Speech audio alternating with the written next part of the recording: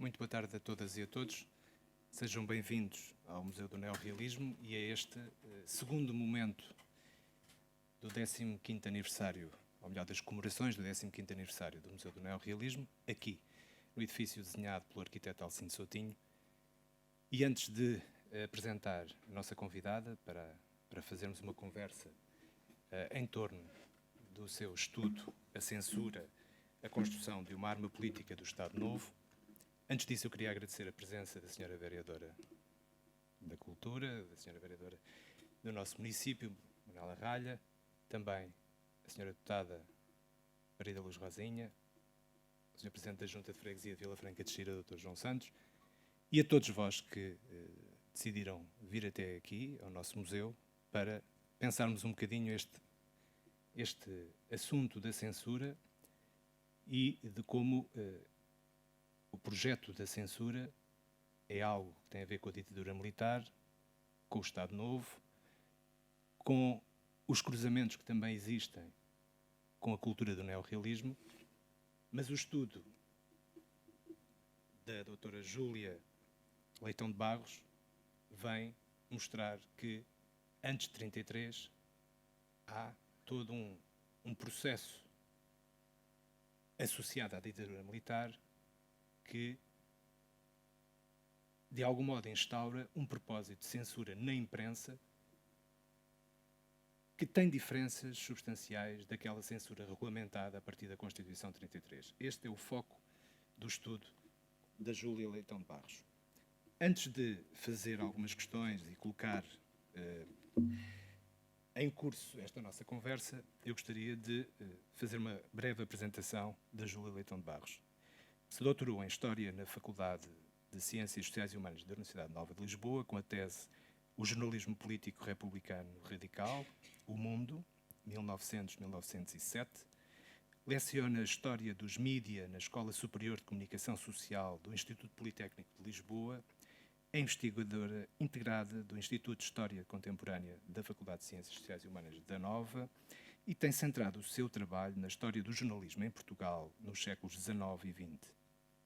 Das suas publicações mais recentes destacam-se O Jornalismo Político Republicano Radical, em 2021, O Cerco da Guerra, Diplomacia e Política de Informação do Estado Novo, 1940-42, no volume Em Salazar, O Estado Novo e os Mídia, Censura, Propaganda e Resistência, de 2017, Redações Abertas, Fontes Informativas e Terreno de Implantação dos Jornais Políticos, em espaços, no volume Espaços, Redes e Sociabilidades, Cultura Política no Associativismo Contemporâneo, editado em 2016, e ainda O Jornalismo Político do Século e do Diário de Notícias em Comunicação Pública, de 2015. Este currículo, esta breve apresentação, revela-nos precisamente uma das grandes estudiosas do nosso país relativamente à relação entre os mídia, entre a imprensa, entre a história da imprensa no século XIX e século XX e o controle político da sua mensagem, da mensagem desses jornais. E, portanto, é algo que tem não só uma grande aproximação à cultura neorrealista, pela perseguição que a censura, noutros tempos, fez, não nos anos 20, mas cerca de 20 anos depois, começou a fazer junto das edições do neorrealismo. E, ao mesmo tempo, é preciso clarificar algumas ideias sobre o que é isso da censura, em particular a censura sobre a imprensa. E, portanto, este é um trabalho que tem uma grande ligação com a Efêmera, com os arquivos Efêmera de José Pacheco Pereira, que faz também uma introdução a este livro, evocando sempre aquela frase de Salazar: só existe aquilo que se sabe que existe, aquilo que não se sabe é porque não existe. E é esse o controle da censura, é esse o trabalho que a Júlia Leitão de Barros fez, que é perceber que diferenças há entre um passado imediatamente associado à ascensão de Salazar a Presidente do Conselho de Ministros e que diferenças é que podemos observar.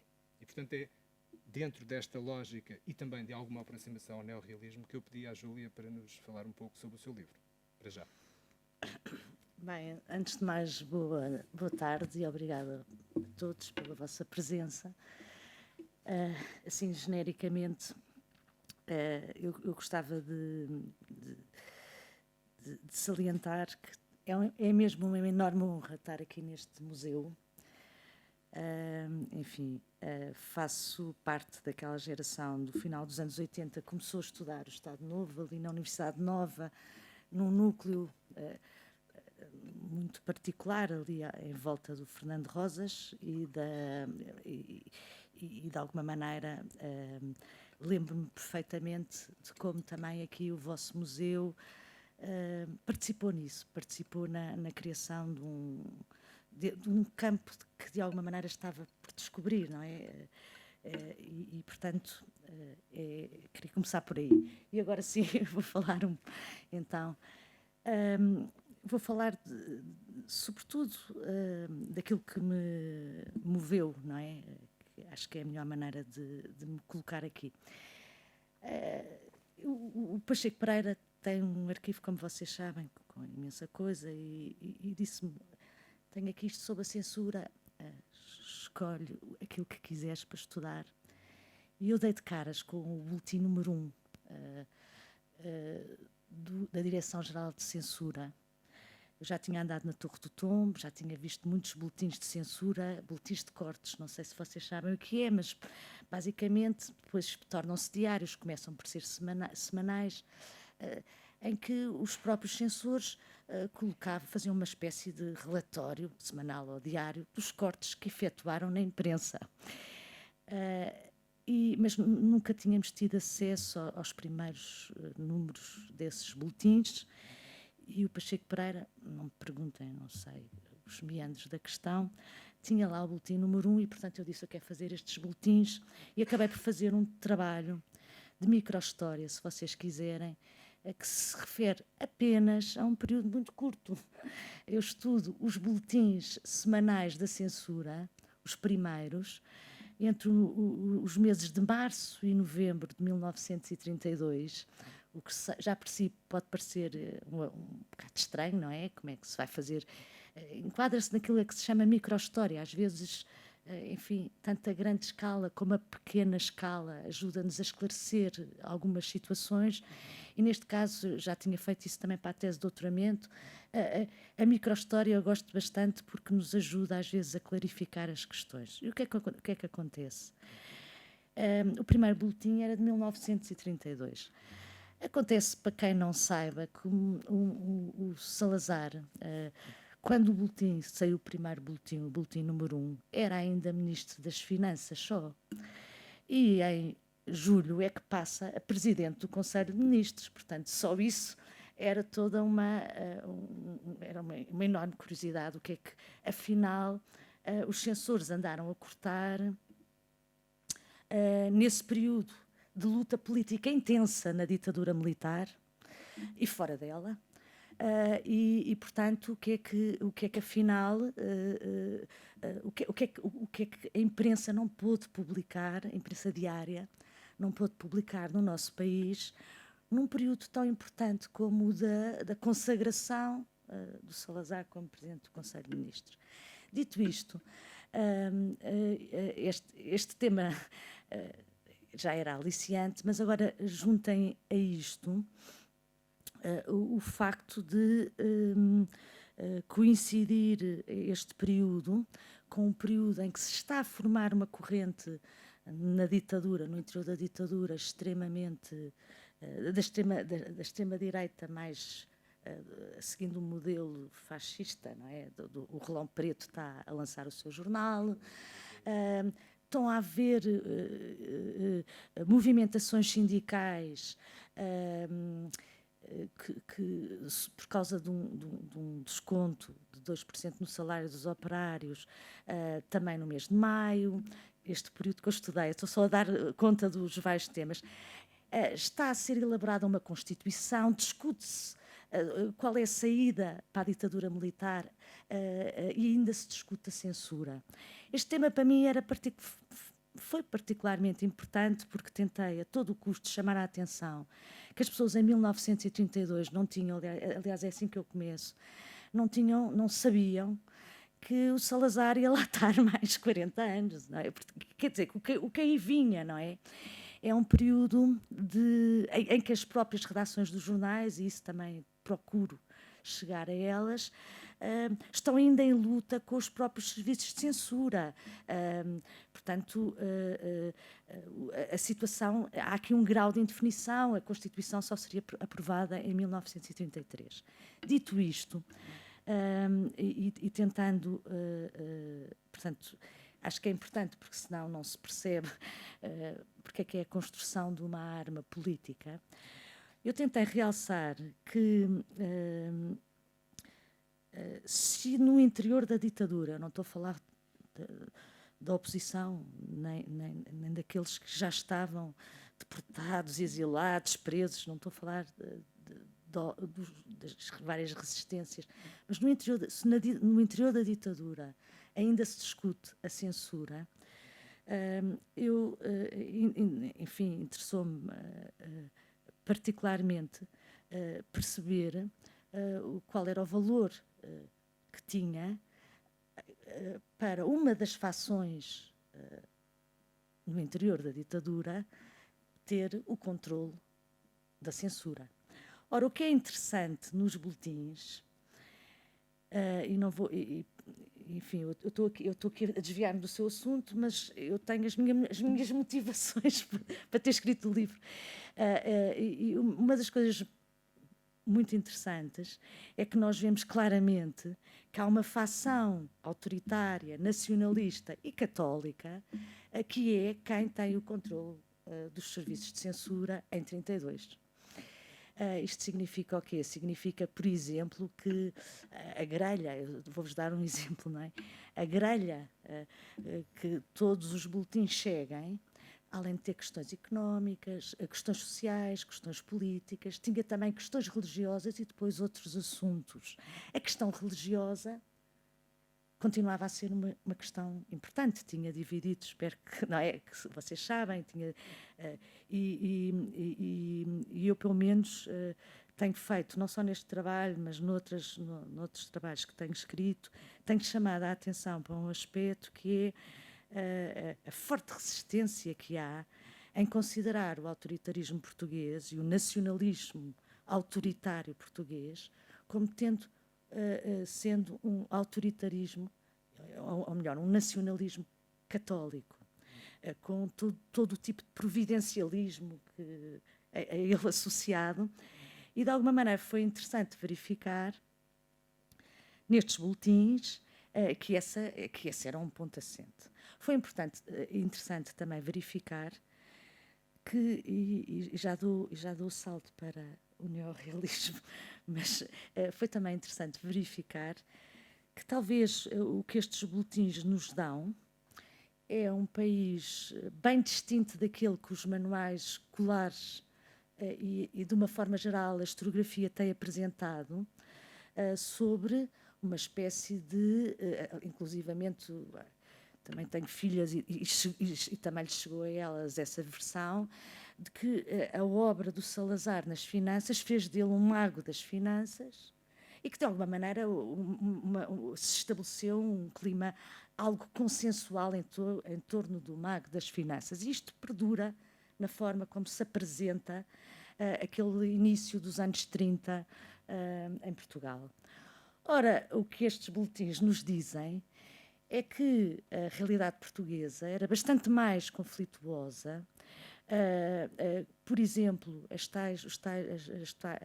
o tal período de greves e movimento sindical de abril e maio de 32, que uma das historiadoras que tratou dele, que é a Fátima Patriarca, que curiosamente usava os únicos 2 boletins que existem na Torre do Tombo sobre este período, a Torre do Tombo só tem 2 boletins destes, para esclarecer sobre este movimento e concluía que o movimento era fraco. E eu estou aqui a chamar a atenção que esse movimento foi extremamente forte. A questão é que, e estes boletins nos dizem, é que todas, e agora eu vou insistir, todas as informações relativas a essa movimentação sindical de abril e maio 2 meses antes de Salazar ascender à presidência do Conselho de Ministros. Todas essas informações eram retiradas dos jornais e proibidas. Isto vem a propósito, já vou falar do neorrealismo, mas vem a propósito do seguinte, que acho que é o mais importante para se estudar a censura. É que a censura cala, claro, todos sabemos, vozes, não é? Silencia, coloca as pessoas a murmurar, não é? Mas também, o que é pior, e por isso é que acho que é importante fazer-se trabalho sobre a censura, permite o esquecimento coletivo daquilo que foi. E, de alguma maneira, eu estudei um pequeníssimo período, já vos disse, de março a novembro. O que nos falta é que os historiadores, de alguma maneira, tomem consciência que grande parte do material a que têm acesso não são só os jornais profundamente censurados, como os arquivos, também eles extremamente, orientados pelo espírito burocrático autoritário, e que, portanto, o acedermos aos cortes, sobretudo no início da censura, porque depois instala-se a autocensura e, portanto, a coisa torna-se mais complicada, mas a sorte deste período é que, como ainda há uma luta, como as coisas ainda não estão claras, estamos ainda em ditadura militar, não há o próprio aparelho repressivo, não é? Não está totalmente aperfeiçoado. Digamos que temos essa vantagem de ainda não se ter, portanto, interiorizado nas redações aquilo que não pode vir, aquilo que não vale a pena levar, e, portanto, tem uma riqueza muito grande esta informação do início dos anos 30. Não obstante, ela dá-nos esse outro país, que não é o imaginado enfim, eu vou dizer pelo Salazar, mas eu também acho mal andarmos sempre... É o Salazar e tudo aquilo que o rodeia, não é? Todo o conjunto de interesses que o suportam, não é? Andamos sempre a falar do Salazar, eu gosto muito pouco de pessoalizar estas coisas, mas a verdade é que o que nós temos ali é um jornalismo, interessa-me sempre o jornalismo, em particular o jornalismo diário.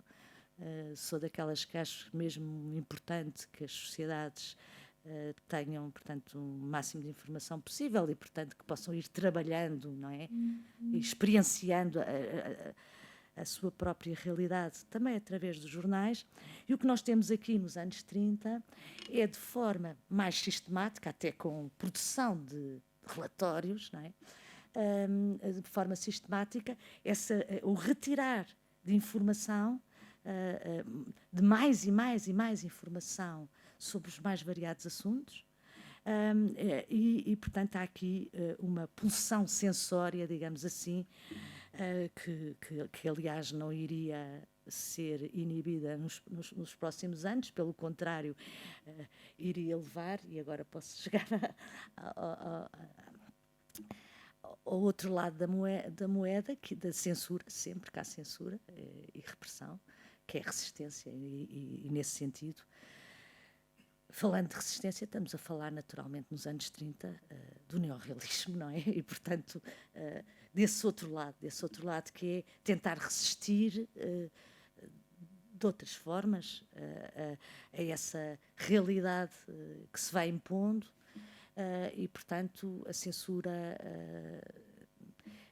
a falta de realidade dos jornais, digamos assim, não é? A falta de conhecimento que os portugueses poderiam ter sobre do país em que viviam. E eu acho que é, sobretudo, há um capítulo que é só sobre os cortes, em que eu tentei dar conta das implicações para o leitor do jornal, e já não estamos a falar para os oposicionistas, para quem defendia esta ou aquela ideia, não estou a falar disso, estou a falar para qualquer leitor. Deixaram de ter acesso e conhecimento sobre o que se passava no país.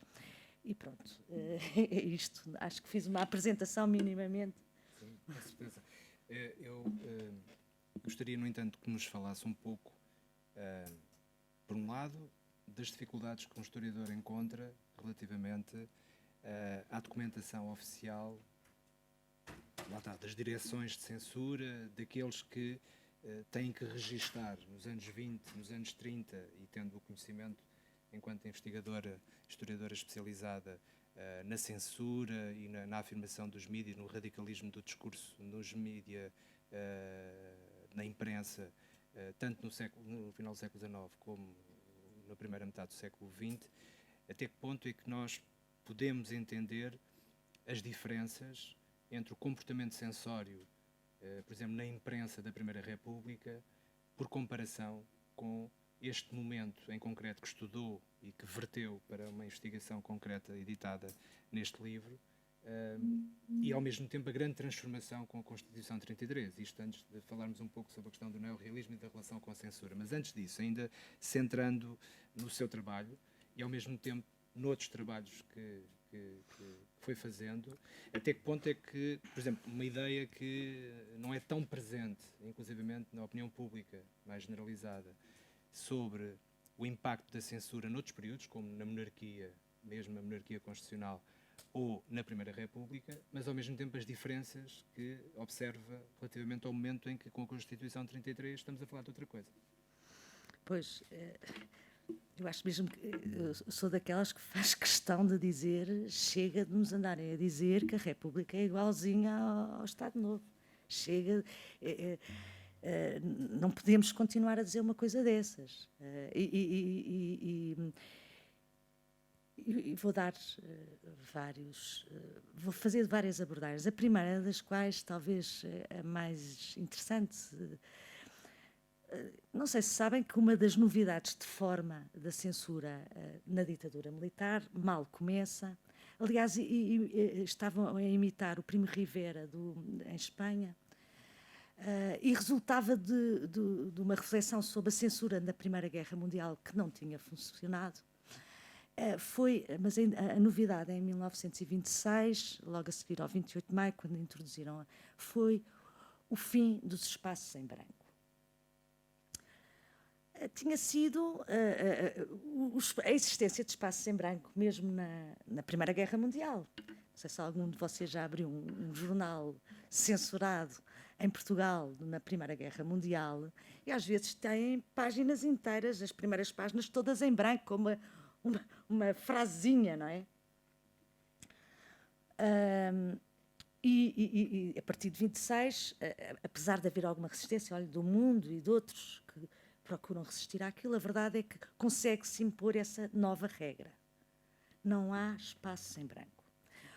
Ora, não havendo espaços em branco, a censura torna-se mais invisível, não se sabe ao certo, um leitor não tem a percepção, como tinha antes, até que ponto é que os cortes atingiram o jornal naquele número, não é? Portanto, há uma falta de controle absoluto da parte do leitor. E, portanto, só aí eu acho que é uma diferença imensa. Isto em termos formais. O que permite, portanto, um abuso, como permitiu, bem, mas isso é outra coisa.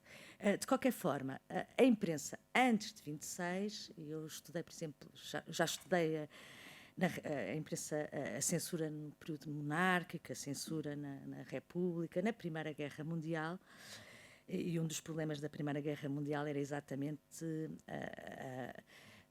aqueles espaços em branco serem de alguma maneira sugestivos e provocarem todo tipo de conversas sobre dos leitores a tentarem de alguma maneira preencher os espaços em branco. Especulação, não é? Especulação, tipo, o que ele estava a querer dizer era o que estará aqui. E, portanto, a discussão em torno dos espaços em branco durante a Primeira Guerra Mundial não é só cá, é em todo lado. E, portanto, esta novidade é importante. Mas a diferença é muito mais do que esta. Eu estou só a dar um exemplo que torna, de alguma maneira, a censura menos perceptível pelo leitor e, portanto, mais manhosa, digamos assim. Mas a grande diferença eu coloco-a da seguinte forma. Imaginem o que é numa monarquia liberal, onde houve censura, e numa república, onde também houve censura,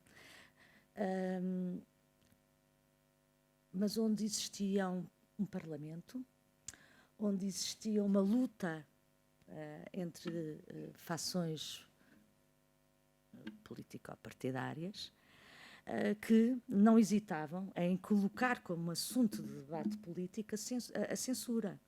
E, portanto, de alguma maneira, entre outras questões, estamos a falar de dois regimes que mantiveram, de alguma maneira, viva a necessidade de defender o princípio da liberdade de imprensa. Não é? Só isso, para mim, já é uma diferença assinalável. Não me venham dizer que é a mesma coisa de um regime, bem, no caso da ditadura não há parlamento, mas mesmo que depois, quando houve, não é, a Assembleia Nacional, onde o assunto de censura e liberdade de imprensa, aliás, é um dos temas que eles cortam, deixa de se poder falar de censura e das várias liberdades. Portanto, é colocado de fora do debate público. Portanto, só isto acho que... É uma linha que demarca, não é? Só isto, acho que há uma isto é, nós podemos achar que há diferentes graus de liberdade num lado e do outro, na República e na monarquia, não vou entrar por aí, mas uma coisa é certa, a questão da liberdade continuou a fazer parte da discussão, nos jornais, no Parlamento e tudo mais. Enquanto no Estado Novo isso acabou. Não é? E essa diferença é grande. Agora, queria acrescentar outra questão, que acho que também é importante. Eu dou História dos Mídia, não é? E para mim, talvez o tema que mais me interessa sempre foi são as questões da liberdade, da liberdade de expressão. Pronto, e por arrasto, a liberdade de imprensa também, mas a liberdade de expressão. E a questão é que, mesmo nos regimes que defendem, como o nosso, pronto, que seguem, pelo menos constitucionalmente, a defesa desse princípio, nós não podemos olhar para eles como sendo como se a liberdade de expressão fosse alguma coisa... enfim, fixa, não é? Eu costumo dizer que olhem para a liberdade de expressão como nos regimes liberais, digamos assim, que olhem para a liberdade de expressão como um espaço de geometria variável, não é? Onde há momentos onde o terreno da liberdade afunila, e outros em que se alarga, e que é nas zonas de fronteira, muitas vezes, que nós vamos encontrar, claro, os atropelos, e, portanto, eu digo-lhes isto até mais para lhes chamar a atenção. Eles têm a vida toda pela frente e vão ter, com certeza, possibilidade de verificar que há momentos em que este espaço, que é variável, não é? Aperta, e outros em que alarga. E dito isto permite perceber...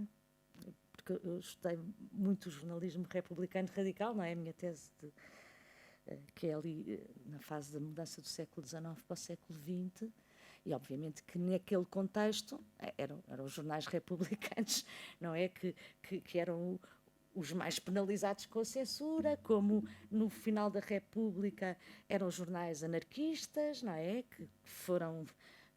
enfim, altamente perseguidos, mas isso significa isto que é comparável com o Estado Novo? Essa é que é a questão. É que eu, por exemplo, olho para a República e ainda há pouco, ou este ano, foi lançado um livro do Mário Domingos, não sei se é um jornalista, o primeiro jornalista negro do jornal Batalha Anarquista. Quer dizer, que ele foi o primeiro jornalista que veio nos anos 20, portanto, antes do Estado Novo, denunciar um conjunto vasto de situações de exploração colonial e chamar a atenção sobre a necessidade dos africanos e da independência, pronto. anos 20. E quer dizer, como é que podemos, como é que, tendo nós, eu estou a dar este exemplo que é, de alguma maneira, enfim, o mais excêntrico, não é? Mas como é que nós podemos continuar a dizer isso da República e do Estado Novo é mais ou menos a mesma coisa? Não é. Pronto, não sei se... Mas isto sou eu tenho as minhas convicções profundas sobre este assunto. Mas ainda, antes de passarmos ao auditório, eu queria fazer aqui, Sim. ler aqui uma citação sobre o lado mais, lá está, subtil, de como a ação da censura se fazia neste período em que estudou e que aqui está publicado esse trabalho. Diz assim a Júlia Leitão de Barros: a censura também calava as vozes críticas de grupos e individualidades adversos à ditadura militar. Para mim, o que é de sublinhar é isto. E note-se, fazia-o ao abrigo da ausência dos espaços em branco, como já referiu em relação à Primeira Guerra Mundial e a outros períodos, com a vantagem de instituir uma prática censória contínua e invisível, diária, que permitia operar de forma cirúrgica sobre este ou aquele espaço de jornal, com ponderação e cautela, de modo insinuante, assediante, evitando expor o gesto abrupto da supressão. Imperceptível, a tal ponto que hoje a metódica ponderação do seu procedimento obscurece o seu propósito disruptivo. Ou seja, já nos falou um pouco sobre isso, mas a verdade é que uma censura mais eficaz, e sobretudo num período em que os fascismos também dão a cara, não é? E estão no poder, seja em Espanha, em Itália em particular, porque só pouco depois é que Hitler chega ao poder, nos anos 30 na Alemanha, em 33, pouco depois. No fundo, quando o próprio Salazar institui e consegue instituir com a Constituição de 33 o Estado Novo. Mas o fascismo está em plena afirmação em algumas geografias europeias e percebe-se que os modelos, os procedimentos da censura que existiram noutros períodos históricos aproximados não tinham muito a ganhar. O espaço em branco é um caso muito identificado de como pode ser um pau de dois bicos, como se costuma dizer. Quer dizer, que é uma coisa que tem duas faces e que é difícil as apreensões, depois também há as apreensões, não é? Não e as apreensões, com certeza. Mas, no fundo, aqui nesta caracterização que faz, de modo insidiante e, ao mesmo tempo, assediante, que é qualquer coisa, e aqui queria passar para uma outra dimensão, que cola também com o pequeno prefácio do Pacheco Pereira, quando ele diz que muitos dos hábitos, das considerações que circulam no nosso pensamento e até na nossa ação, ainda estão presentes. Sim. Essa lógica de censura, até posso citar para ser mais concreto, ele diz aqui na parte final, diz assim: estes boletins, que até agora não tinham sido estudados como mereciam, fazem parte do importante espólio da censura existente no arquivo efêmera. O livro de Júlia Leitão de Barros, em conjunto com a exposição realizada em colaboração com a Câmara Municipal de Lisboa, permite começar e conhecer por dentro o papel determinante da censura na instauração do Estado Novo no início dos anos 30, para que sejamos capazes de uma maior liberdade de que a democracia tanto precisa para existir. E ele diz um pouco antes o seguinte: nem mesmo a oposição mais tenaz contra a ditadura podia ver este país real em toda a sua dimensão. O Portugal das fraudes, da pedofilia, das violências anticlericais, das disputas mortais pelas águas e pelos baldios, do nepotismo e da corrupção dos poderosos, das cunhas e dos espancamentos, das torturas, dos assassinatos, da guerra. O país que não tinha brandos costumes. E, ao mesmo tempo, a lógica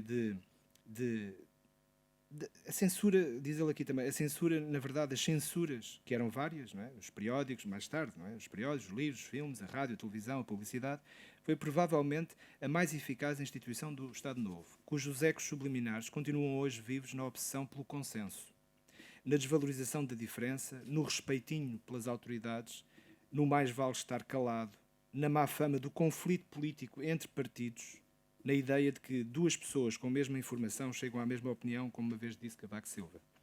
A censura pretendia mostrar um país conveniente e ordenado, por isso proibia tudo o que fosse inconveniente. E era uma expressão muito da época.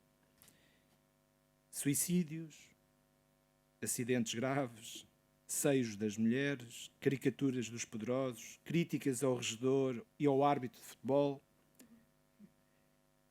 desembocando na agitação social e, por fim, na política. Quer dizer, de tudo um pouco, e desde o lado mais primário das relações sociais àquele com mais interferência na vida e na regulamentação e, portanto, na produção da organização social. A sua aproximação à realidade era holística. Na censura cabia tudo, e por isso a censura do político explícito era apenas uma parte, e não necessariamente a mais eficaz. Sim, porque a censura foi, e ele aqui põe entre parênteses, e ainda é eficaz. E aqui queria passar um pouco a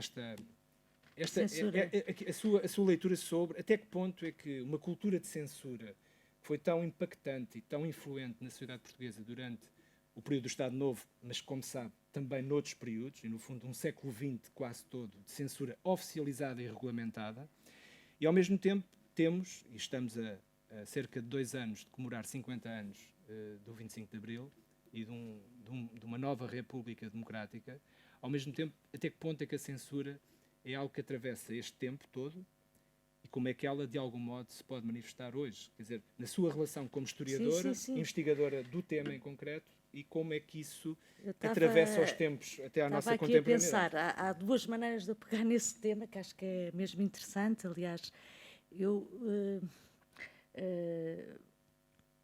por um lado, vou começar pelo assim, o mais óbvio. O mais óbvio é que os portugueses não estão habituados a debater absolutamente nada. Quer dizer, há uma dificuldade imensa em debater e portanto, isso advém em grande parte ao caladinho, estar caladinho, não é? A silenciar, para não arranjar problemas, não é? Essa cultura, de alguma maneira, que nos torna temerosos, não é? Temerosos da autoridade e essas coisas todas. Isso por um lado. Que acho que nós já sentimos em algum lado, mas porque é que as pessoas não dizem nada se andam a dizer pelos corredores ou coisa assim, não é? Há situações várias em que estamos pouco habituados a falar das coisas.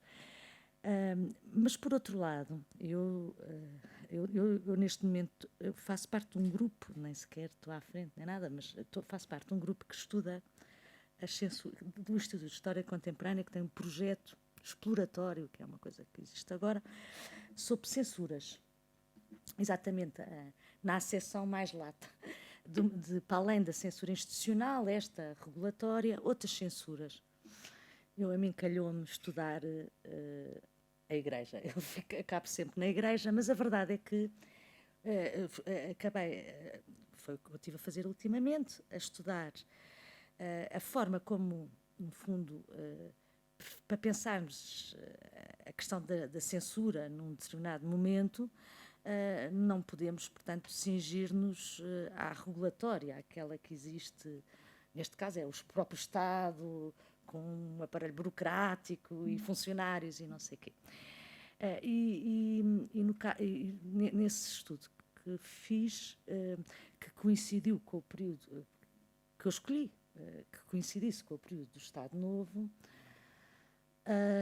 dei-me conta de um aspecto bastante interessante, que era a existência de um conjunto. Bem, nós já todos sabemos que a Igreja, o controle dos costumes e essas coisas todas já constituiriam, digamos, uma censura estrutural, digamos assim.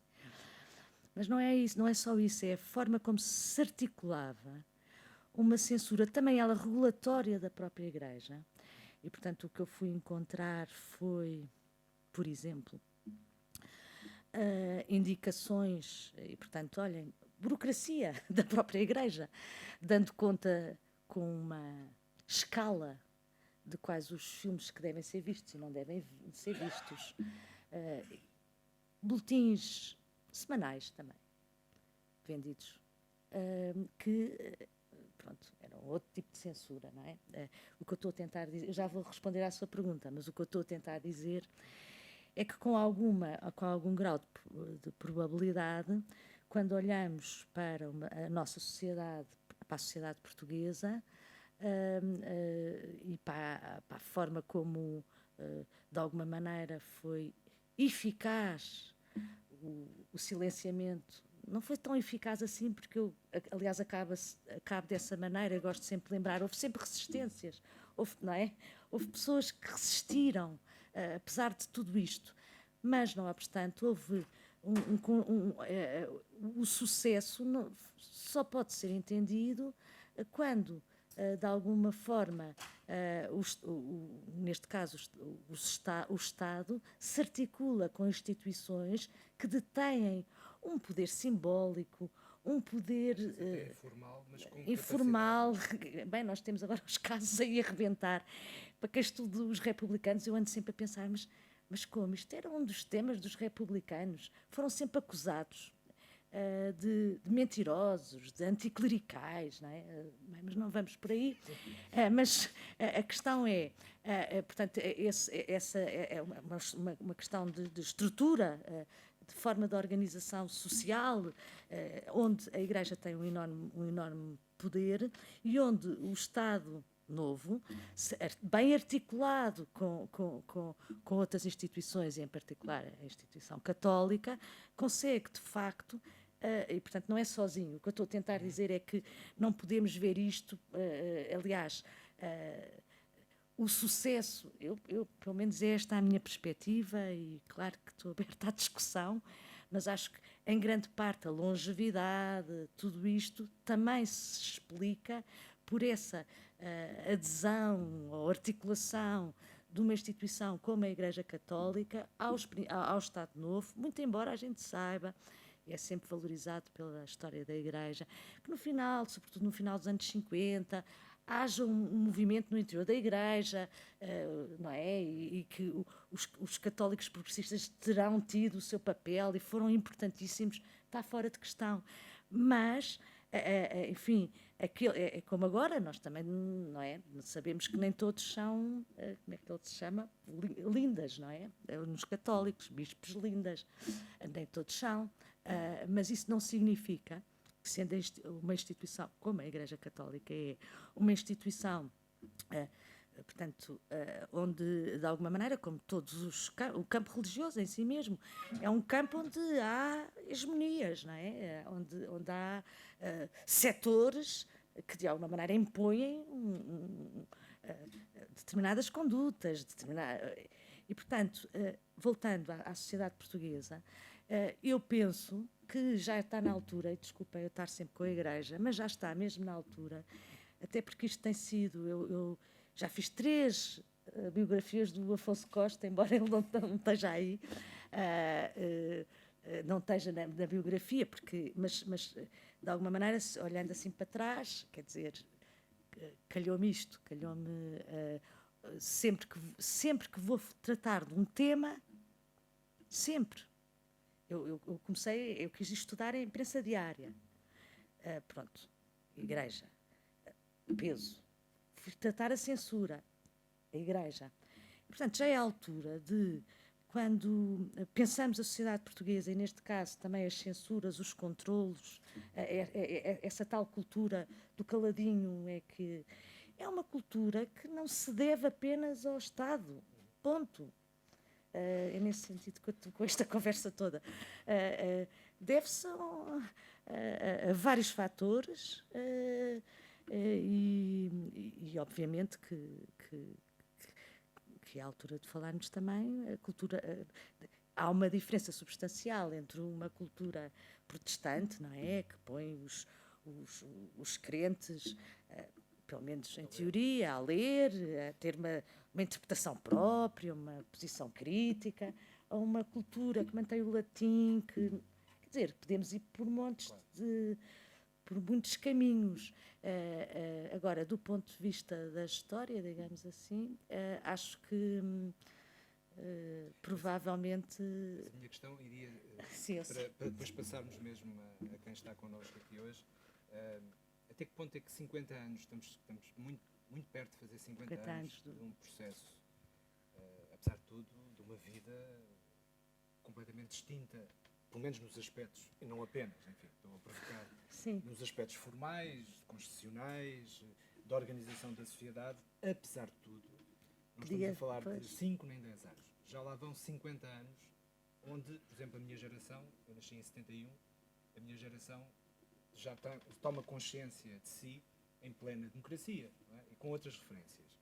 No entanto, tal como o Pacheco Pereira aqui diz, e de algum modo sugerido também pela sua investigação, independentemente das formalizações da censura, há uma cultura de censura que, um pouco estranho para nós hoje observarmos isso, num certo sentido, não nos aspectos mais formais e até negativos, de uma censura ativa, processual, claro que não estamos a falar dessa, mas de uma cultura, às vezes até de autocensura. De autocensura, mas é isso que estamos a falar. Se vive 50 anos depois de 25 de Abril. Quer dizer, aqui é um pouco essa última chega para um comentário sobre até que ponto é que ainda há... Eu acho que já respondi, não sei como é que é de responder outra vez, de outra maneira. Porque o que eu estou a tentar chamar a atenção... Bem, eu comecei por falar da falta das pessoas estarem pouco habituadas a conversar, de estarem bastante mais habituadas, no fundo, a seguir as ordens, não é? E tudo mais. Agora, acresce a isso, também podemos ir por aí, um jornalismo... nós, por exemplo, não temos um país que teve com censura, apesar de depois haver as resistências todas, eu gosto de chamar sempre a atenção, há sempre formas de resistir, não é? Nem que seja na conversa, é o último reduto, não é? A conversa entre duas pessoas. Mas o que eu ia dizer era uma outra coisa. Talvez o que de mais marcante, digamos assim, a censura trouxe foi os portugueses, por exemplo, tendo uma imprensa, vou falar do jornalismo, que é o que eu conheço, tendo uma imprensa que não cobria grande número de factos, até dos que ocorriam à sua volta. Tendo uma imprensa, portanto, despojada de informação diversa, inclusiva, contraditória e tudo mais. O que é que resulta isto? Resulta que as pessoas em Portugal, a imprensa diz, antigamente lia-se muito mais jornais. Costumo dizer aos meus alunos, não venham com isso. O jornalismo em Portugal sempre foi extremamente elitista. Percebe? Pronto. Isto é, em Portugal, indo agora, um país pouco habituado a pensar o bem comum, a causa pública, porque foram muitas décadas com a ausência disso. E, portanto, isso não se consegue de um momento para o outro. E eu estou aqui, mais uma vez, e vou chamar a atenção, claro que houve sempre quem o fizesse, e claro que houve pessoas a resistir, mas e estamos aqui nas generalidades. Mas uma coisa é certa, não fez parte durante décadas, por exemplo, desenvolver uma certa crítica em relação aos abusos de poder. Não, era ao contrário. Não é? Os abusos de poder não se falavam, por exemplo. Estou a dar um exemplo, mas acho que é um bom exemplo. Bem comum, abusos de poder. E, portanto, essa ausência durante décadas de pessoas a quererem se informar, a falarem sobre os seus assuntos, a terem uma relação agora estou a falar do jornalismo, mas com a sua atualidade, que no fundo é isso, porque os jornais o que permitem é que as pessoas pensem no momento presente, perspectivem um bocadinho o futuro, não é? Isso falhou. Como é que se vai recuperar isso? Pois, olha, poderíamos estar à espera das novas gerações, mas a verdade é que em Portugal passou-se de uma... As pessoas passaram a informar-se nos meios eletrónicos, não é? Na televisão. Hoje em dia quase toda a gente... Enfim, grande parte das pessoas não passou sequer pelos jornais, não é? Passou de não ter acesso a muita informação para a televisão.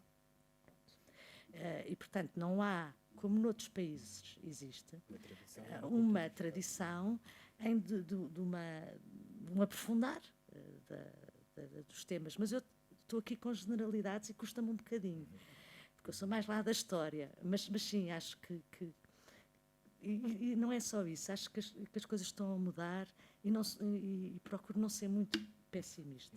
Claro. Muito bem. Sim, o objetivo não é fazer não é falar, eu não remeta para o pessimismo. Agora estou a falar, sinto-me assim, como aqueles comentadores a falar do que não sei, a dizer generalidades. O objetivo não era esse. Preferia voltar para trás. E para a microhistória. É uma das maneiras, mas para mim foi elucidativo. Claro. Foi ali um pequeno período, mas viu as diferenças. À lupa, não é? Muito bem. Chamando uma vez mais a atenção para a importância deste estudo e daquilo que ele traz também à reflexão sobre o processo de formalização da censura nas vésperas da Constituição de 33, eu passava agora ao auditório a participação e de alguma questão que queiram colocar à nossa convidada.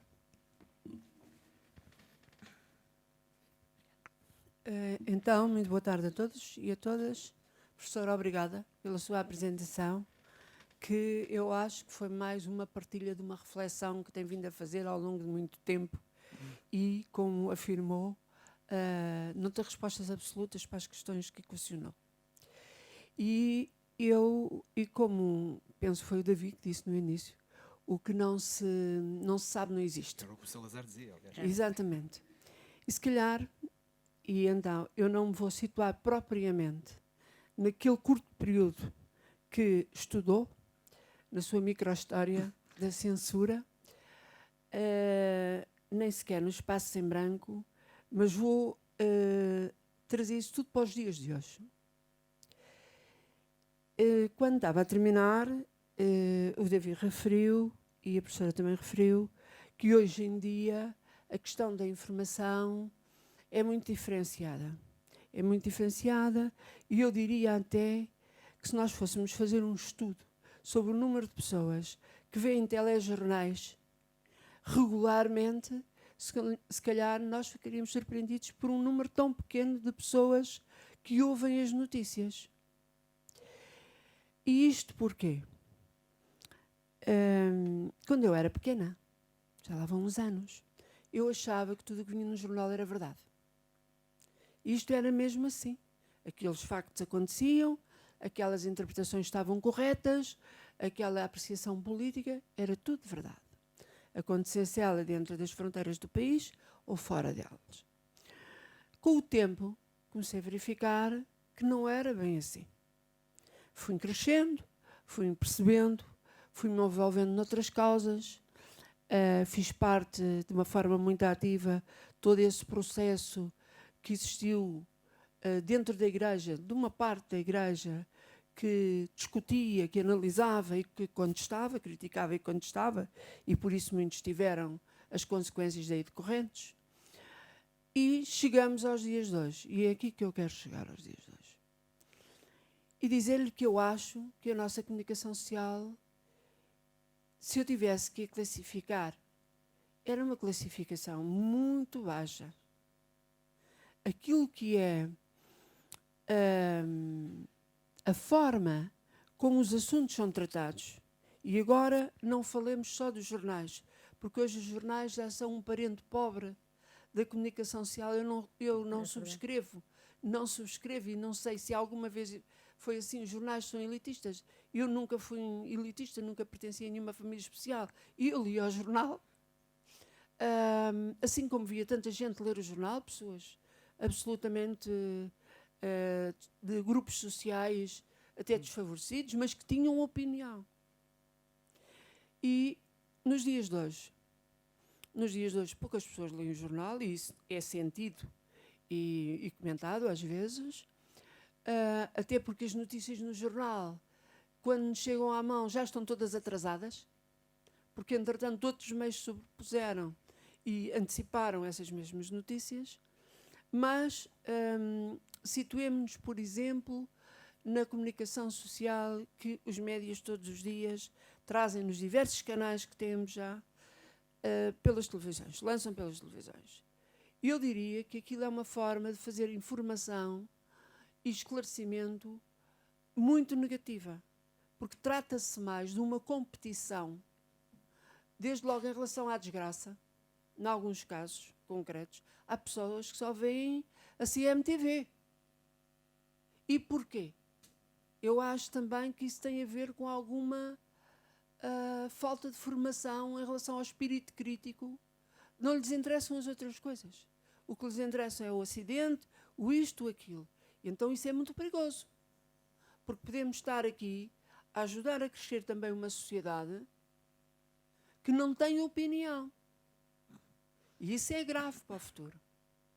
Depois, os outros canais que tratam de uma comunicação social supostamente mais rigorosa, nós percebemos com muita frequência que a investigação que fazem é numa tentativa. Por exemplo, ontem vi eu acho, num dos canais de televisão, que não era a CMTV, uma entrevista no âmbito da investigação, que era através do rei dos canalizadores, que eu não sei quem é, mas que pelos vistos era um artista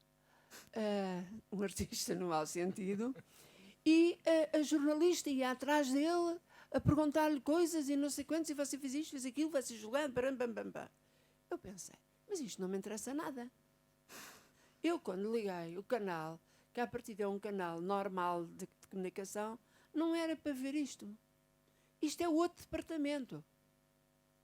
E isto é o que nos acontece todos os dias quando ligamos os canais informativos.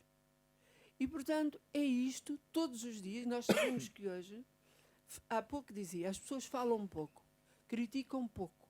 É verdade. É muito verdade. O dia-a-dia das pessoas é muito agitado. É por isso também que as pessoas hoje não frequentam a rua. Nós, à noite, verificamos que a generalidade das pessoas fecha em casa. Fecha em casa, faz as coisas que têm a fazer, trata dos que os têm e depois senta-se no sofá. Ou vai para o computador. Ou está na net, ou estão a ver um filme qualquer, e às vezes estão juntos e não estão juntos. Só estão ali sentados no mesmo espaço. Porque não conversam. Não partilham preocupações, não discutem assuntos. Então, nós chegamos aos dias de hoje sem uma situação em termos de censura, como aquela que existia em 1932, quando a Constituição, mas chegamos aos dias de hoje com problemas gravíssimos em termos de desinteresse por aquilo que é o conhecimento das coisas. E então, eu estou a ver a sua... Eu estou a pensar, existe censura. Exatamente. Existem algoritmos, o Expresso, tantos jornais têm já uns ecrãs, onde veem quais são as notícias e que estão a ser mais partilhadas, os pacotes mais partilhados. Portanto, não só cá, em todo lado. As redações hoje têm uma coisa que é a gestão, as pessoas estão deles. Portanto, nós estamos habituados ao editor, ao repórter. Agora temos uma figura em todas as redações que está só vocacionada para analisar os dados, esses dados, a maneira como X peça televisiva ou X peça jornalística está a ser partilhada nas redes.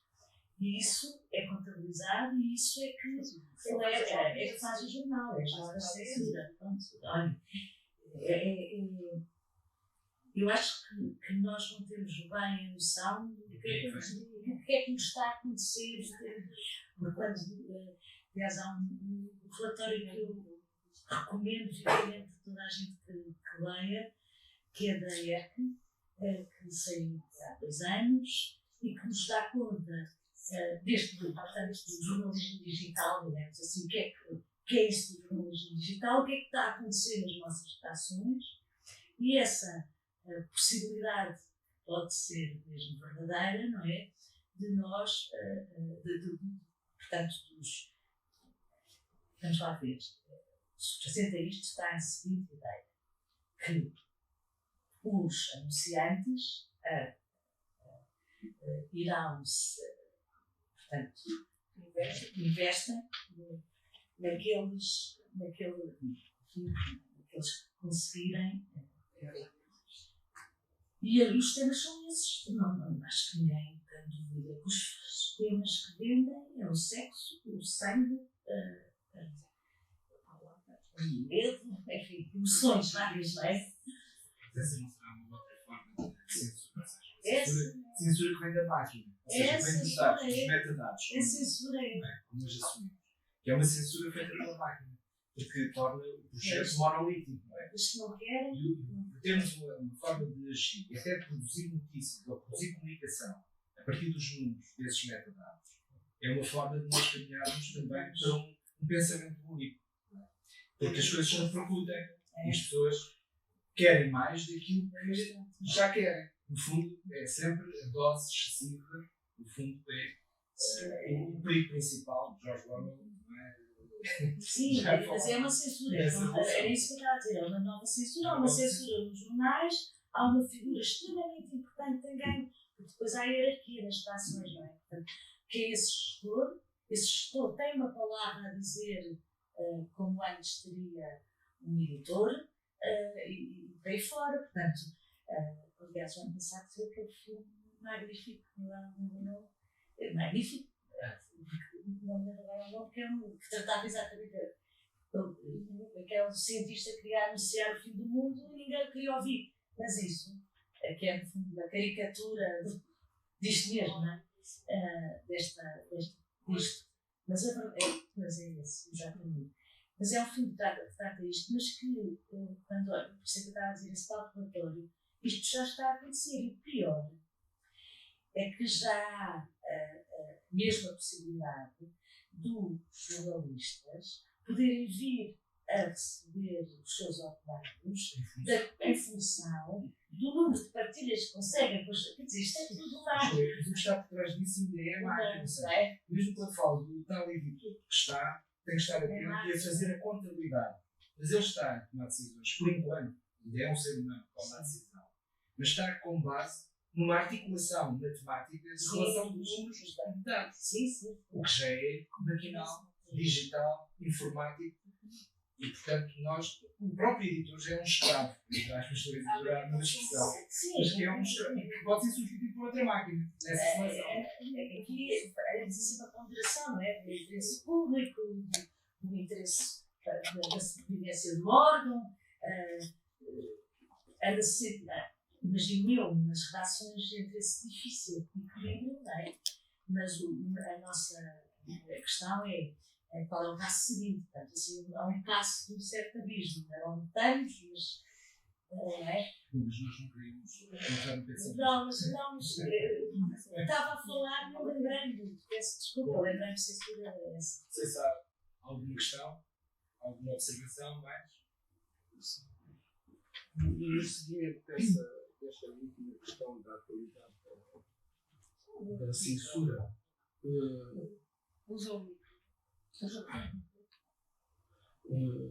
da atualidade da censura, há uma coisa que me faz confusão, que é o seguinte: parece que o poder, quem nos governa, ou seja, quem os partidos que constituem o governo, parece que não sabe nada disso, porque vocês agora referiram. Isso também é uma forma de censura ou é objetivamente governação?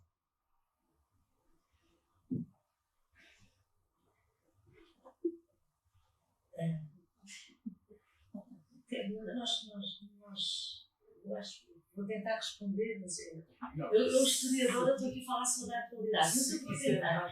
Se é um assunto, este assunto interessa-me para os jornais. Aliás, eu fui hoje para os jornais ontem, porque me interessa hoje, não é? Há aqui um problema que é mesmo como é que os jornais sobrevivem hoje sem um mundo digital. Como é que quais são as formas de financiamento dos meios de comunicação? Há experiências, não é? De plataformas de profissionalistas, sei lá, 74, há várias, não é? Portanto, mas ainda há 15 dias, uma delas, que se chama, não é muito lembrar, que eu por acaso gosto bastante, peço desculpa, não estou a lembrar, não é 74, é uma outra, que vinha dizer, por favor, ajudem, que nós estamos à beira de acabar, de fechar. E, portanto, em relação aos nossos governantes, não sei o que é de responder, eu acho que isto é um problema quase que os ultrapassa, porque isto é tão generalizado. Eu fico às vezes mesmo aflita, porque. Mas eu não sou especialista. Eu só quero tirar uma nota, que é o meu pensamento pessoal, e uma vez que desenvolvo a atividade política, eu tenho a ver com isto. Eu penso que os governantes não podem fazer nada.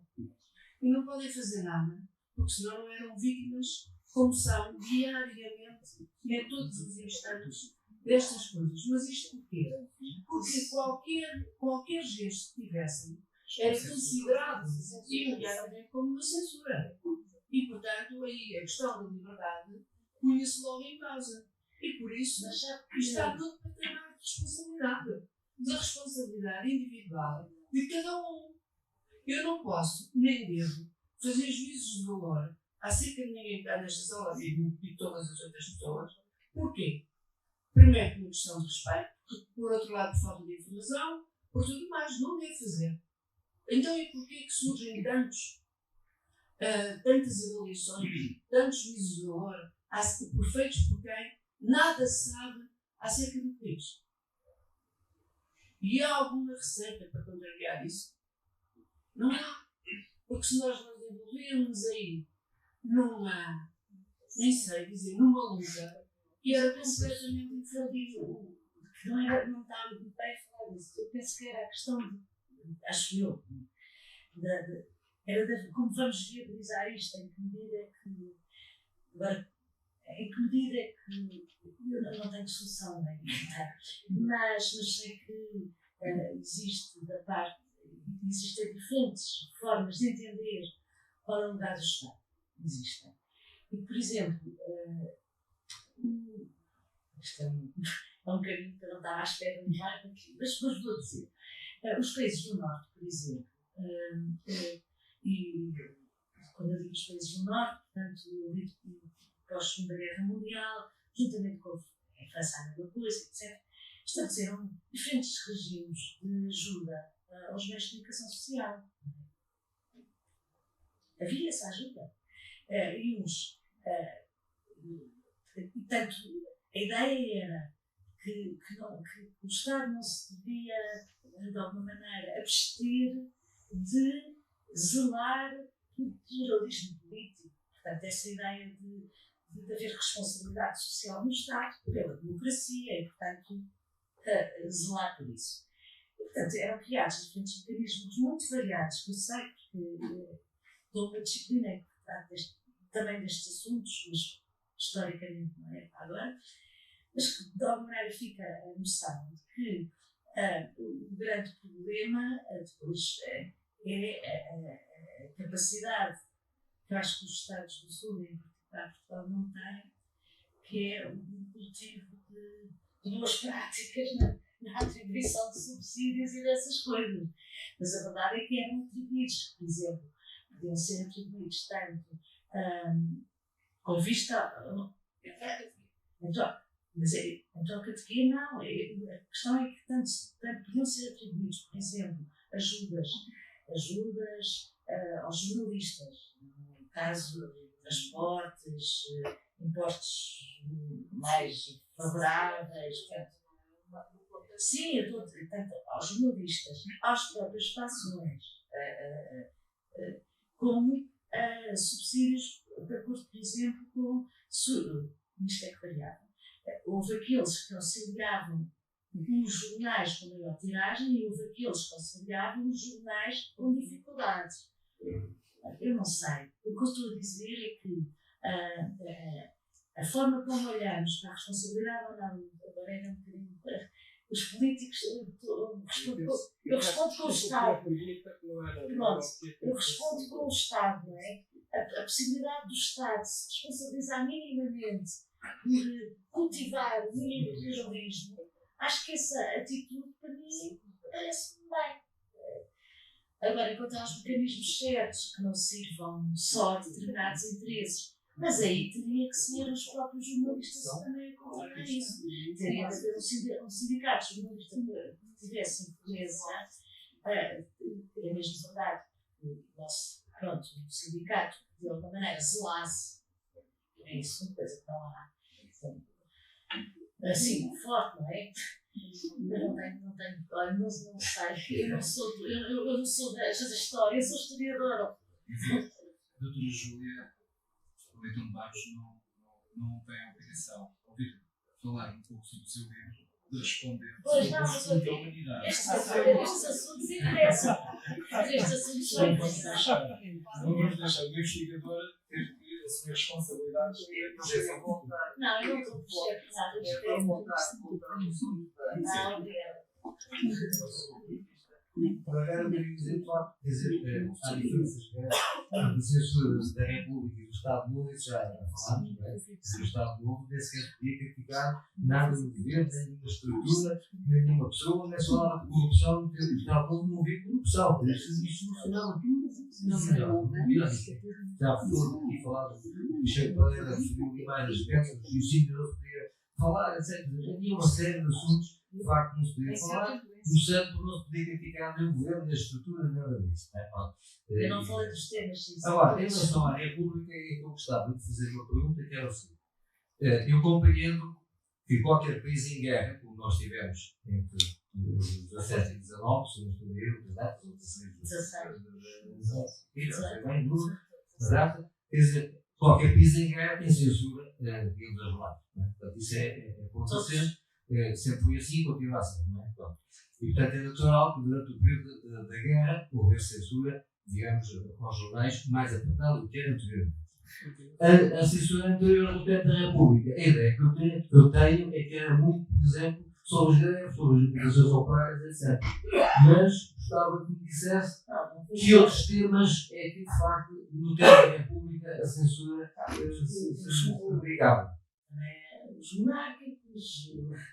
Não é? Sim, claro. Aí, olha, no tal espaço que eu estava a dizer, que há sempre um espaço de geometria variável na República, rolaram-se os monárquicos, não é? Mas depois também voltaram, porque em 1910 e 1911, em particular, aquilo foi mas a partir de 1914, com o Bernardo e Machado, aquilo também começaram a ter jornais, os monárquicos também. Desculpa, não espero amigos. Portanto, enfim, mas quais eram os temas? Mas atingidos pela censura. Era tudo relacionado com a luta política ou partidária, não é? Era aqueles que punham em causa a lei da separação da Igreja do Estado, figuras e políticas republicanas, era não era de costumes, não é? Como no Estado Novo, não tinha essa dimensão, era sobretudo um jornalismo político, mais da luta política, aliás, como na monarquia, não é? Aliás, nisso são bastante semelhantes. Uns e outros não. Quer dizer, claro que há a censurar costumes no respeito ao teatro, quer na monarquia, quer na República. Tem a ver com costumes, mas não é essa Não é esse o fito principal. Eu não sei o que é que ia dizer dos temas, acho que os temas eram essencialmente políticos, embora não possamos dizer que outros temas não tenham entrado. É? Outros temas da ordem dos costumes ou de aspectos sociais, já falou também da agitação sindical, claro que sim, não é? O racha sindicalistas, não é? Em 1913 fecharam-se e prenderam-se os movimentos operários. Mas eu tinha que contar a história da República. Mesmo assim, apesar das perseguições que houve, das prisões políticas que houve, continuo a achar que isso não significa de todo que se possa comparar a República está melhor. Que é aquela coisa de dizer, bem, mas na República já. O próprio Salazar dizia. O próprio Salazar, numa entrevista ao António Ferro, em 32, dizia, mas eu também, e que ele era lá no Centro Católico, não é? De Coimbra, eu também fui, eu sei bem o que é censura, eu também fui. Um tema Carlos. Eu também vi os meus artigos censurados. Portanto, essa ideia de colocar a censura foi muito o que se fez, de colocar a censura nos anos 30 como sendo apenas uma censura ligada ao político, foi o que se tentou apresentar, mas a censura, e é isso que eu acho que este texto tem. Eu trazer aqui vários exemplos que tinham a ver com um leque de situações que iam desde proibir portanto, qualquer coisa que, de alguma maneira, nos anos 30 e antes de 33, qualquer coisa que, de alguma maneira, perturbasse a ordem, a hierarquia, porque mesmo assim, portanto, estou a lembrar, sei lá, um médico fez-me particular impressão, não sei porquê, um médico que tinha feito um artigo científico sobre uma doença que já não me lembro, vou inventar, varíola, não sei onde, na Terra. Pois bem, esse médico, a referência a esse estudo não podia ser feita. Já não estou a falar, porque isso eu encontrei muito, os surtos das várias epidemias não podiam vir. Não, mas também não podia vir sequer um artigo científico sobre. Portanto, a coisa era levada mesmo às últimas consequências, não é? No que toca à miséria original portuguesa, se há alguma coisa que distingue, olhem, nos jornais republicanos, monárquicos dos anos 30, é que havia já o filho do repórter nas redações, desde o final do século XIX, que era uma figura que ia aos hospitais, aos tribunais, seguia aos bombeiros, podia tirar as suas notas, não é? A figura do repórter recolhia informações do governo civil, eram informações avulsas sobre as coisas mais variadas, portanto, podia ser um roubo, não sei o quê. O que é interessante nestes anos 30 é vermos como essas informações que de alguma maneira dão conta da realidade, não é? De que há crianças a dormir, que foram apanhadas na rua de 3 anos sem ninguém, questão do governo civil, enfim, a realidade nas suas mais variadas facetas. Isso que antes era recolhido pelos repórteres que vinham nos jornais e que de alguma maneira constituía um assunto importante, deixa de poder entrar. Assim como deixa de poder entrar num outro aspecto que também vinha muito nos jornais, que era o próprio funcionamento do aparelho de Estado. Portanto, os jornais do século XIX, sobretudo as notícias, e também o século, recolhiam nos ministérios informações sobre fulano teve está doente, foi substituído por não sei quem, ordens de serviço várias, enfim, coisas que acontecem. Quem substitui quem, que escalão é que sobe quem, são coisas áridas sobre o funcionamento do Estado. Chegamos aos anos 30, não percebemos bem como, e de repente deixa de se poder, como encontrei muito, deixa de se poder saber, os jornais deixam de poder dizer que X militares foram em visita de estudo não sei aonde. Portanto, deixa de se ter também informação sobre o que é de estar. Eu estou a dar aqui exemplos vários, mas são exemplos que dão conta de que aquilo que é cortado vai muito para além do assunto político. Diz respeito à administração, à forma como, a vários aspectos. É a vida social, é a vida política, é a vida económica.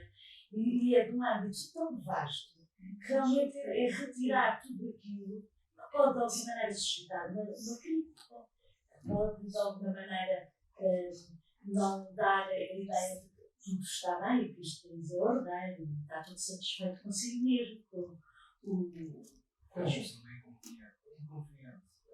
Essa circulação desse acontecimento.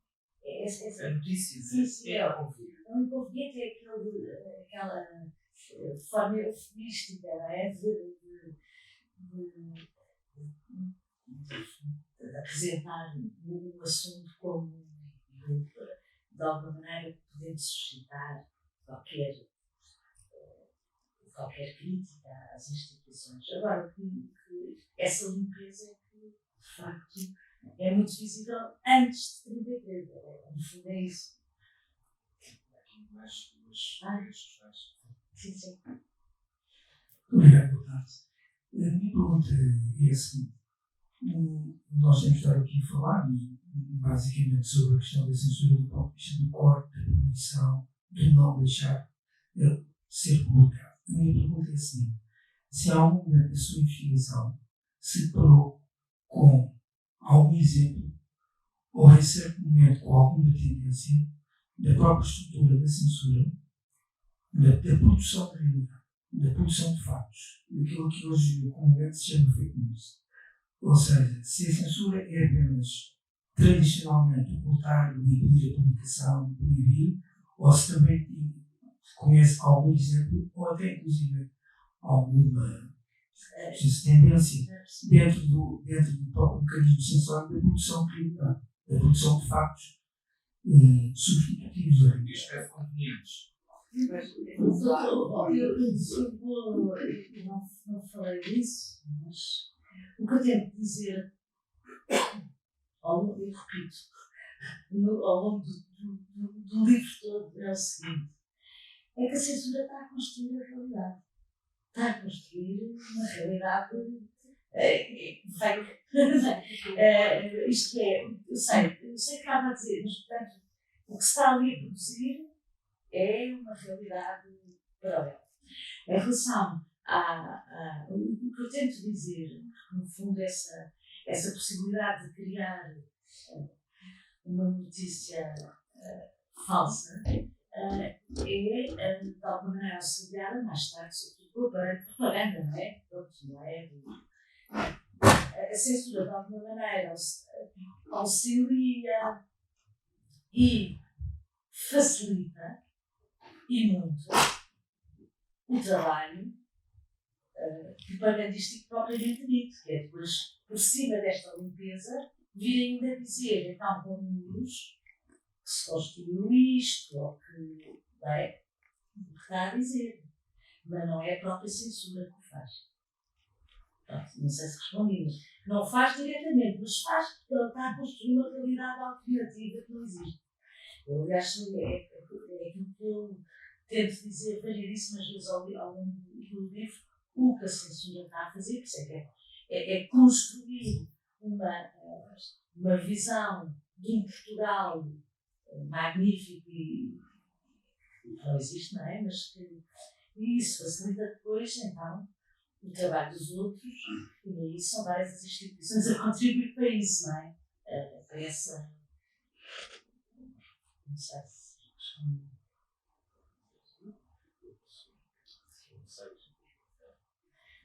Obrigada. Bem, estamos a falar, como estava anunciado, da censura no tempo do Estado Novo. É verdade, como estava a falar, mas eu esperava que fosse coisas mais objetivas, desculpa a leitura. Eu trouxe, não é problema, este interessante livro do César Cristo, Os Segredos da Censura, e não digo que isso assusta. Isto é tão ridículo para nós, certas situações económicas. Quer dizer, por exemplo, o Presidente da Câmara de Louveia vai ser julgado já não sei porquê. Corta. O Presidente vai a uma caçada, não se pode dizer que vai a uma caçada, pode-se dizer é que foi. Isto é censura. Ou que isto era a nível geral. Agora, eu gostava também de falar aqui, desculpa, talvez seja oportuno, estamos na casa própria, aqui em Vila Franca de Xira, o que era a censura aqui na Vila Franca, que era exercida junto das coletividades, nos comissões culturais, com iniciativa, ou não, do Presidente da Câmara de então, que era o Sr. Pedro Vargas. Dizia assim: não são permitidos a discussão de assuntos que não sejam de caráter científico, literário ou artístico. Não podem ser levados a efeito. E depois dizia que continuava, porque nós não respondíamos. Respondemos uma vez porque convidámos o jogador do Benfica, o Rocha Pereira, para falar sobre desporto, não na perspectiva de se o penal foi penal ou não, mas num aspecto social do desporto, e nós sabíamos que interpretava isto assim. Deu um certo relevo e foi transmitido até nos jornais em Lisboa, e o senhor disse que mesmo conversa sobre desporto não era permitida, portanto, assim. Isto é, nós não respondíamos, não nos acontecia nada. O homem estava incomodado porque, claro, ter convidado as pessoas colocas no grande debate do PS, a começar por Alto Bom, Igreja Esquerda, Ornato Santarém, José Carlos Vasconcelos a dizer poesia, acompanhado por Carlos Pereira. Sei lá, o homem ficava incomodado com isto. Portanto, eu não queria crituras. Nós dissemos que isto aqui é, de facto, uma questão de censura, mesmo férrea, sobre coletividades. Chegava ao ponto de dizer que queriam saber a composição dos grupos sociais com a direção, com a respectiva direção, professor, etc. Pronto, isto era. No teatro, a mesma coisa. No teatro, nós representávamos peças de teatro, mas peças autorizadas, digam-nos que não dava censura. E depois cortavam coisas ridículas. Por exemplo, havia nas mãos a bronze puta uma conversa entre duas prisioneiras e uma dizia: o fulano nunca foi às minas se não infectasse um pãozinho. A censura corta. Infectar um pãozinho. Bom, isto é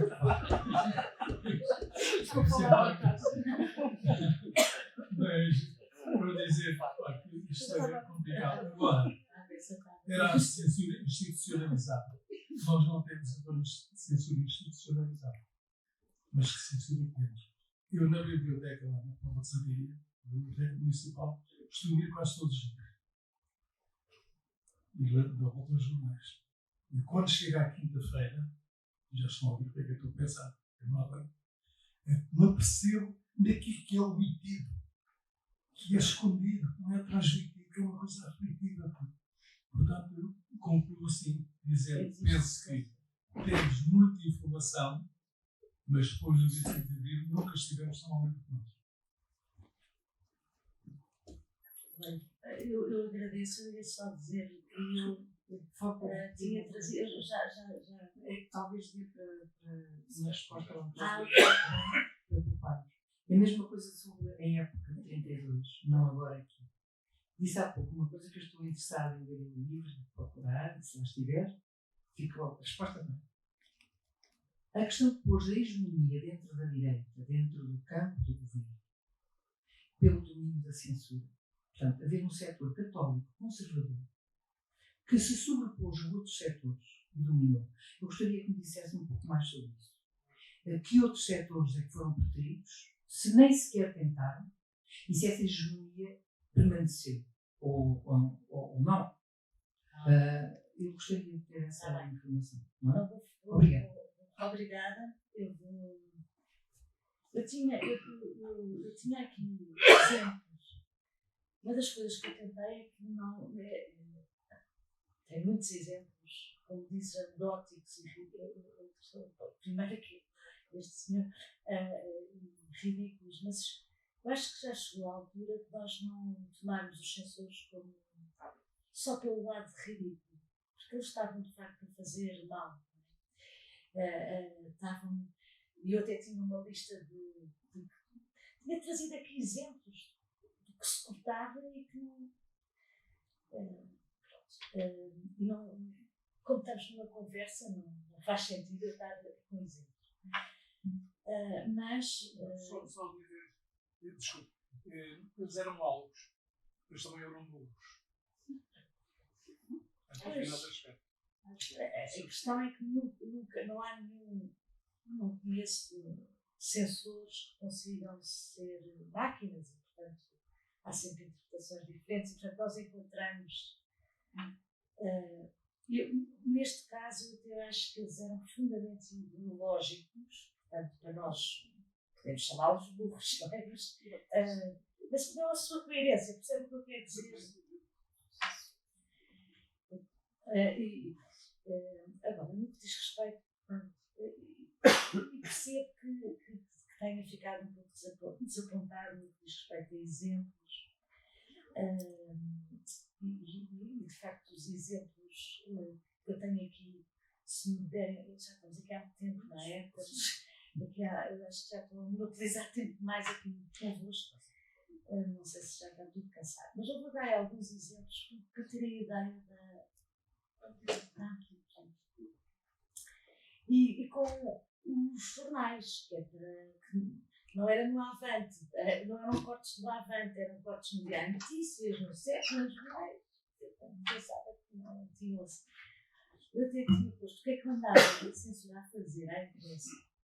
Quando no circunspecto Diário de Notícias, 16 de outubro de 32, cortava uma correspondência de Alcotim a informar que a fome já invade muitos lares, e o jornal Monárquico, a Voz, em 15 de março de 32, também vê cortada uma local que refere a existência de uma epidemia de varíola em Gondomar, ou ainda no Diário de Notícias, eu vou passar à frente, um outro relato, uma notícia em março, relatando que por ocasião da chegada à anadia de 2 deputados políticos, fez com que fossem à estação hospitalos mais de 500 pessoas. Ou no Republicano Diário de Notícias, a 25 de abril, também se impedia, Diário da Noite, desculpa, também se impedia a publicação de uma correspondência da Figueira da Foz informando o povo de Maiorca, com as autoridades locais à frente, fora a ser do Conselho protestar junto da Câmara Municipal pela demissão do médico municipal, Dr. Salvador, ou ainda no século, 14 de abril, que cortava Cair Danilo, foi despedido todo o pessoal empregado na construção da estrada de Nogueira por pedir o aumento de salário e a redução de horas de trabalho. Eu acho que está aqui um bom exemplo que este tipo de informação vinha durante a República. É isto, não é? Eram correspondências. Aconteceu isto aqui, aconteceu isto aqui lá. É isto que é cortado. Agora, é de facto empobrecedor para os portugueses deixarem de ter noção de que há pessoas a resistir, de que há pessoas a apoiar os que resistem, que é isso que estamos aqui, não é? Temos aqui várias facetas. Dito isto, no que diz respeito à ditadura militar, a ditadura militar é extremamente complicada, como se sabe, foi uma luta imensa entre diferentes fações e o que eu tento chamar a atenção é que até 1930, isto é visível na própria censura E nas próprias práticas jornalísticas, eu até dou um exemplo engraçado, que é o do Domingos de Oliveira, que era o Domingos de Oliveira, agora de repente, que era, bem, o antecessor do Salazar, que em 1930, quando passa a presidente do Conselho, os jornalistas vão, era Carmona, o Presidente da República, e consulta várias pessoas no interior da ditadura militar, e os jornalistas andam a recolher depoimentos das declarações. Já era uma prática da República, lá de recolher, para perceberem quem é que iria substituir Bárbara de Esparta. E é engraçado, isto é 1930.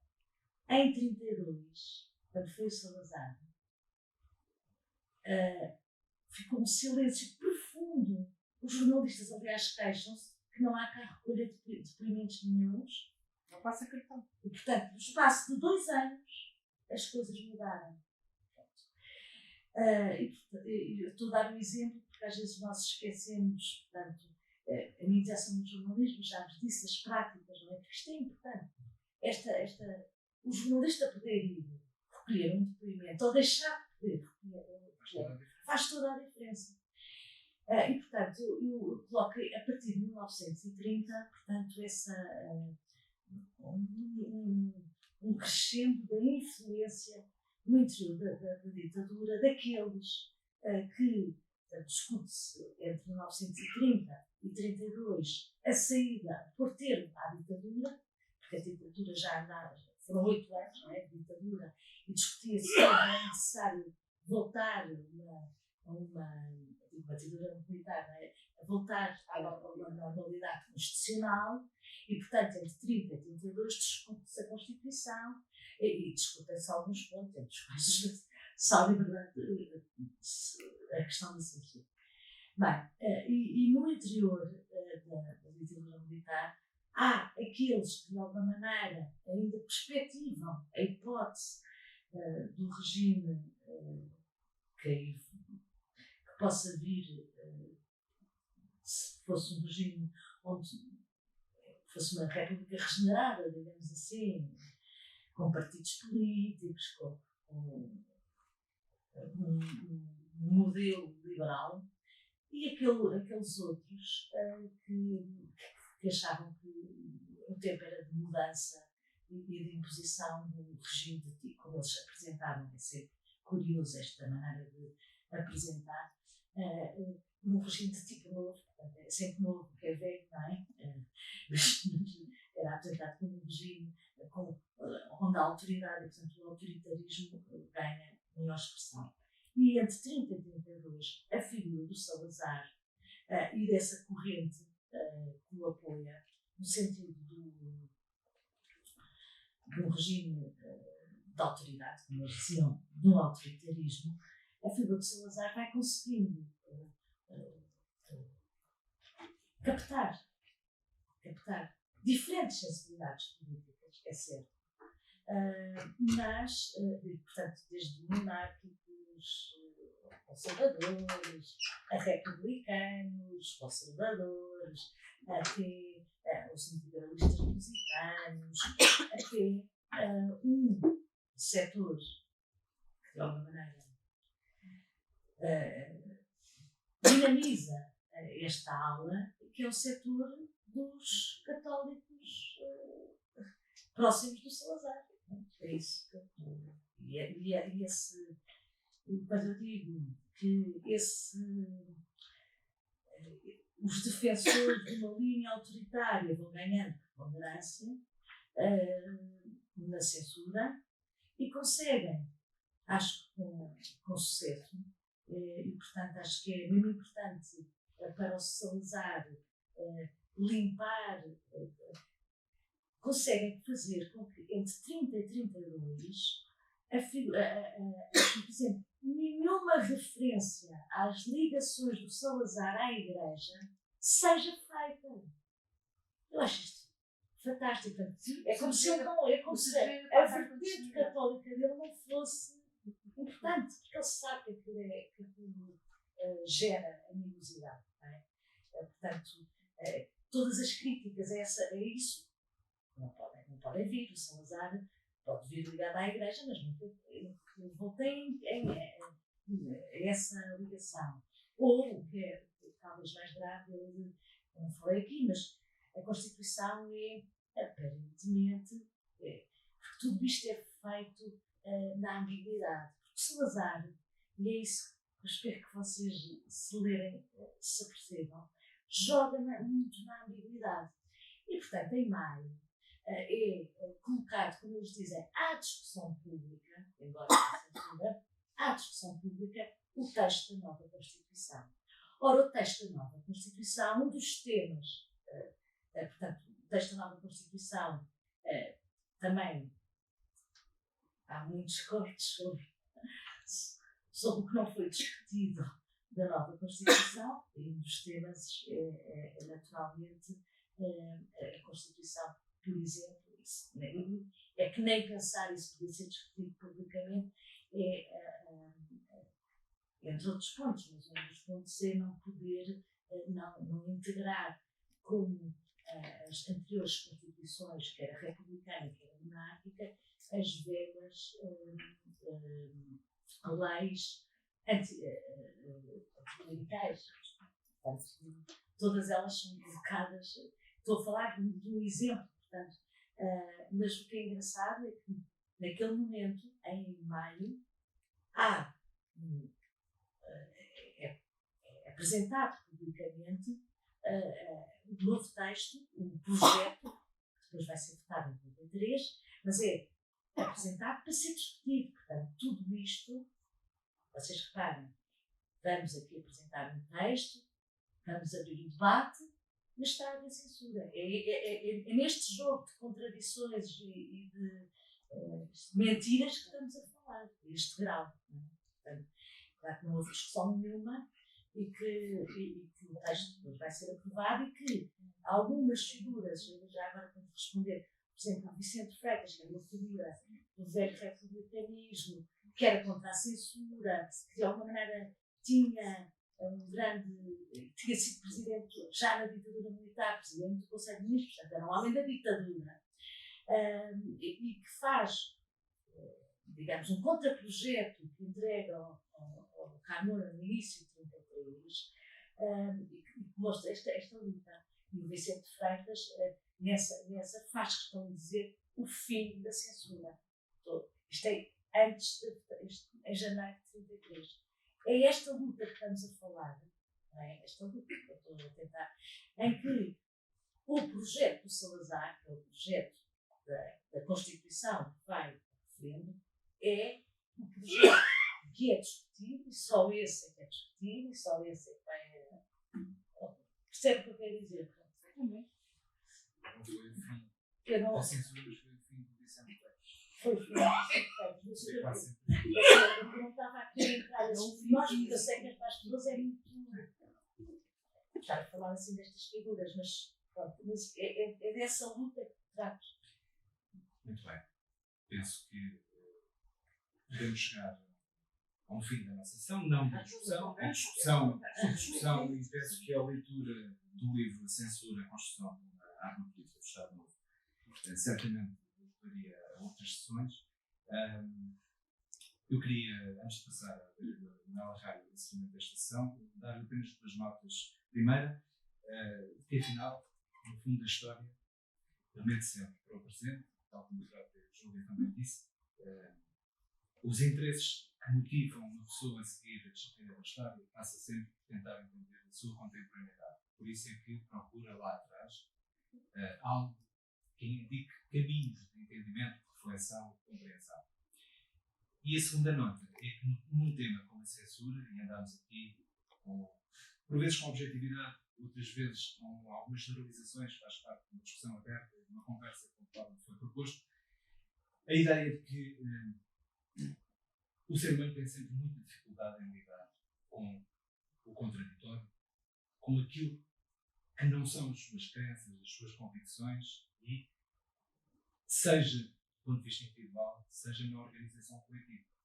Daí a importância dos mecanismos de controle da informação e da constituição de uma opinião pública. Porque uma das razões que assiste o ser humano e das motivações da sua sobrevivência do ponto de vista intelectual é ter dificuldades em aceitar os outros, independentemente do esforço que pode fazer pela sua própria vida. Mas a opinião diferente produz sempre uma complexidade na sua tradução e na sua capacidade de filtrar e de trazer para si próprio um contributo de algo que aparentemente não faz parte das suas crenças. Esse é sempre um dos problemas. E quando isso é vertido para a organização política ou para a constituição de uma organização social, naturalmente, as tendências para tentar controlar aquilo que não nos parece, lá está, conveniente e que se torna inconveniente, remetem-nos sempre para uma ação, por vezes, censória, às vezes até violenta, na tentativa de controlar aquilo que nós achamos que não deve fazer parte das nossas crenças. Posto isto, tendo sido um comentário pessoal em torno da ideia de censura, e agradecendo uma vez mais da minha parte, não só o trabalho, como a presença aqui hoje nesta nossa conversa e discussão sobre temas que se mantêm atuais, passava a palavra à Sra. Vereadora Manuela Reis, que encerrava esta sessão. Muito obrigada, Ruth. Bom, boa tarde a todos e a todas mais uma vez. Quero apenas, e sempre, quase sem palavras, porque de facto foi uma tarde muito interessante, e estas conversas, estas pequenas tertúlias que aqui temos à volta destes assuntos permitem-nos, como dizia a doutora Rita muito bem, permitem-nos olhar para o passado, tentar buscar as razões daquilo que somos hoje no passado, olhando para o passado, que é tão presente para tantas pessoas que aqui estão ainda hoje sentadas, mas olhar para o passado para tentar entender a sociedade que somos hoje e para onde queremos caminhar. E nesse sentido agradecer mais uma vez à professora Júlia, que de facto nos trouxe aqui mais um apoio para uma questão tão fraturante que foi do nosso passado e continua a ser como deve ser deputada, e que de facto nos faz pensar se a falta de prática de espírito crítico, de diálogo crítico e de pensamento sobre o mundo, sobre aquilo de uma forma livre e espontânea no passado, nos trouxe aquilo que somos hoje enquanto sociedade. Se esta falta de espírito crítico que existe hoje em diálogo e de aceitação do contraditório, que terá a ver com as nossas raízes de censura, durante muitos anos de censura, ou se faz parte do nosso ADN enquanto povo, não é? Enquanto povo. Mas acho que não, acho que tem muito mais a ver, pelas reações da minha plateia, acho que tem muito mais a ver, de facto, com ainda os resquícios daquilo que fomos e com a globalização do mundo por parte das novas tecnologias. Não é? E esta história de sermos todos uma aldeia global também nos trouxe também outras coisas, outras modas e outras tendências que acabam por passar todo o mundo e que diz respeito, nomeadamente, ao alinhamento global que há pela verdade e pela discussão, pelo contraditório e por termos todos aqui um pensamento sobre as várias questões fraturantes do mundo. Não é? Agradecer a presença de todos mais uma vez, daqueles que já estiveram comigo de manhã, nomeadamente o representante da PSP, e agradecer mais uma vez estarem aqui, somos poucos mas bons, esperando que peguem neste documento tão importante, olhem para ele com muito carinho e o partilhem com todos os outros, com os vossos vizinhos, os vossos amigos, as vossas famílias, e que venham junto de nós comemorar o 15º aniversário do Museu do Neorrealismo nestas instalações, nas instalações sonhadas por uma senhora que aqui está sentada e que a muito temos que agradecer, mas realizadas e perspectivadas pelo arquiteto Alcino Soutinho e que trouxeram para nós, para Vila Franca de Xira, um ex-libris tão importante, a construção de um ex-libris tão importante na nossa cultura e é para todos nós enquanto país e enquanto portugueses. Muito obrigada a todos, venham até nós, venham comemorar o 15º aniversário.